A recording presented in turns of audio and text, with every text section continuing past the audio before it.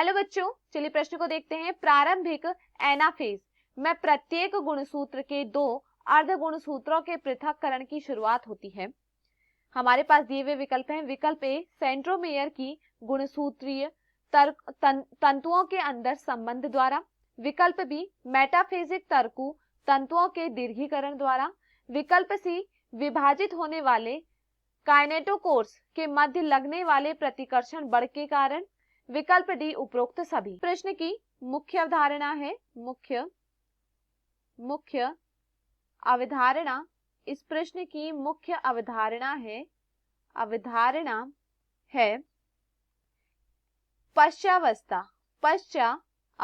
देखिए, अगर बात करें पश्चावस्था की तो इसे एक और नाम से जाना जाता है और वह है एनाफेज। पश्चावस्था को एक और नाम से जाना जाता है और वह है एनाफेज। देखिए, अगर हम बात करें पश्चावस्था या एनाफेज के विषय में तो देखिए यह क्या होता है। देखिए, पश्चावस्था से पूर्व अगर हम मध्यावस्था को समझे उसमें क्या होता है तो देखिए यहाँ पर क्या देखा है, यह अवस्था क्या है, यह अवस्था सर्वप्रथम हम बना रहे मध्यावस्था।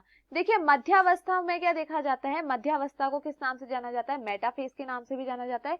यहाँ पर क्या देखा जाता है, मध्यावस्था में यह देखा जाता है कि जो गुणसूत्र होते हैं वह एक रूपक प्लेट में आ जाते हैं। गुणसूत्र क्या होते हैं, एक रूपक प्लेट में आ जाते हैं। और यहाँ पर क्या देखा जाता है, यहाँ पर तर्कु तंतु यहाँ पर देखे जाते हैं और यह देखा जाता है जो तर्कु तंतु होते हैं, तर्कु तंतु यहाँ पर गुणसूत्र से काइनेटोकोर से जुड़े होते हैं। काइनेटोकोर से क्या होते हैं, गुणसूत्र में क्या देखा जाता है, यहाँ पर क्या होता है, काइनेटोकोर होता है और यहाँ पर तर्कु तंतु गुणसूत्र से जुड़े हुए होते हैं। किसके माध्यम से, काइनेटोकोर के माध्यम से। तो यहाँ पर यह किस में देखा जाता है, यह देखा जाता है मध्यावस्था में। अब देखिए, अगर हम बात करें पश्चावस्था यानी कि एनाफेज की तो देखिए पश्चावस्था में क्या देखा जाता है, पश्चावस्था में हमें यह देखने को मिलता है कि यहाँ पर क्या होता है, जो तर्कु तंतु होते हैं यह विपरीत दिशा की तरफ जाने लगते हैं।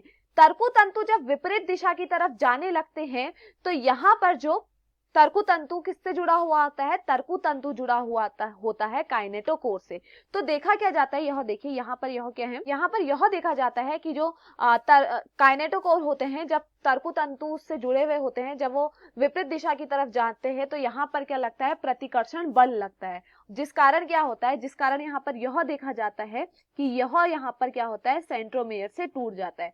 यहाँ पर क्या देखा जाता है, यहाँ पर यह देखा जाता है जो गुणसूत्र होता है वह सेंट्रोमेयर से टूट जाता है, वह क्या होता है, बीच से टूट जाता है। तो यहाँ पर यह किसके कारण होता है, यहाँ पर यह होता है प्रतिकर्षण बल के द्वारा। और यहाँ पर होता क्या है, यह क्या होने लगते हैं, एक दूसरे से दूर जाने लगते हैं।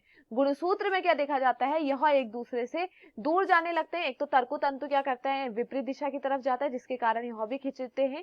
और क्या होता है, यहाँ पर जो काइनेटोकोर होता है वो क्या करता है, यहाँ पर प्रतिकर्षण बल को लगाता है। चलिए प्रश्न को देखते हैं। प्रश्न में क्या कहा गया है, प्रारंभिक एनाफेज में प्रत्येक गुणसूत्र दो गुणसूत्रों में पृथक्करण की शुरुआत होती है। हमारे पास पहला विकल्प दिया गया है सेंट्रोमियर के गुणसूत्री तर्कु तंतु के अंतर संबंध द्वारा, तो यह यहाँ पर गलत है, ऐसा नहीं होता है। विकल्प बी दिया गया है मेटाफेजिक तर्कु तंतुओं के दीर्घीकरण द्वारा, तो देखिए यहाँ पर उनके दीर्घीकरण द्वारा यह नहीं होता है। उसके बाद दिया गया विकल्प सी, विभाजित होने वाले काइनेटोकोर्स के मध्य लगने वाले प्रतिकर्षण बल के कारण, तो यह यहाँ पर क्या है, सही होता है। विकल्प डी दिया गया है उपरोक्त सभी, यह यहाँ पर क्या होता है, गलत होता है। तो दिए हुए विकल्पों में हमारा सही विकल्प है विकल्प सी। मैं आशा करती हूँ आपको समझ में आया हो। धन्यवाद।